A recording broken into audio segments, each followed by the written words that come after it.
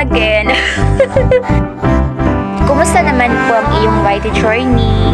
Nakakaramdam ka ba ng pagkaumay, pagkasawa, or pagkainip? Let's say for example, hindi ka pa monetize channel. Naiinip ka na ba? Or kung monetize channel ka naman, naiinip ka na ba matanggap ang iyong sahod? Kung ako naman ang tatanungin mo, well, nararamdaman ko rin po ang pagkaumay or pagkasawa. Diba? Lalo kapag araw-araw tayong nag-upload. Dumating po talaga tayo sa puntong tila nauumay na tayo or nagsasawa na tayo sa mga ginagawa natin. Paano po natin ito lalabanan? Paano po natin i-overcome ang lahat ng ito upang hindi po tayo maligaw ng landas at hindi natin napabayaan ang ating YT channel? Listen very well. Words to ponder for today. Number 1, recall.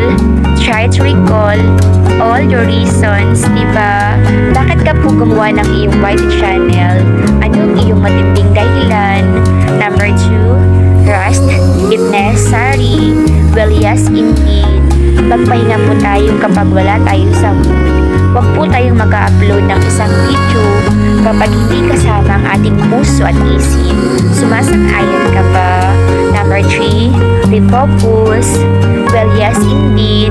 Mag-focus lang po tayo sa ating mga goals. Diba? Okay lang po na tumigil or magpahinga pansamantala.